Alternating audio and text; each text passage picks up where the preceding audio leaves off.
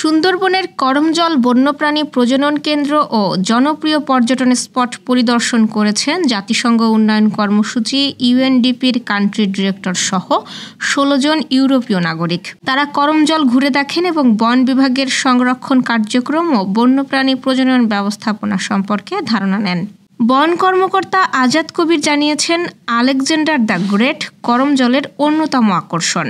পর্যটকদের উপস্থিতি টের পেলেই বা ডাকে সাড়া দিয়ে সে ভেসে ওঠে। বিদেশ থেকে কোনো পর্যটক যদি বাংলাদেশে আসে তাহলে অন্তত কমপক্ষে পর্যটকরা ঘুরে যাওয়ার জন্য তো আমাদের একটা রাজস্ব আসে, এটা আমাদের বড় একটা অ্যাসেট। এছাড়া আরও বড় জিনিস আছে, ইউরোপিয়ান ইউনিয়ন দেখে আসছে। ইউরোপিয়ান দেশের যে দেশগুলো আছে, ডেনমার্ক, সুইডেন, নরওয়ে, এটা তো আসলে আমাদের বেশ সহযোগিতা করে।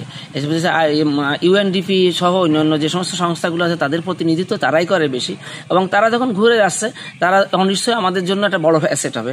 এই যে বিদেশি যারা আসছেন সুইডেন থেকে এবং নরওয়ে থেকে এবং ইউএনডিপির যে প্রতিনিধি যারা বাংলাদেশে আছে, তারা দেখে আমাদের যদি সন্তুষ্ট করতে আমরা করতে পারি, আমাদের উপস্থাপন যদি সুন্দর হয়, তারা যদি জানে আসলে বাঙালিরা কাজ করতে চাচ্ছে, তাহলে কিন্তু তাদের যে সার্বিক সহায়তা এটা আমাদের আসবে, এবং যখন এই সহায়তা আসবে তখনই আমাদের দেশের জন্য উন্নয়ন হবে।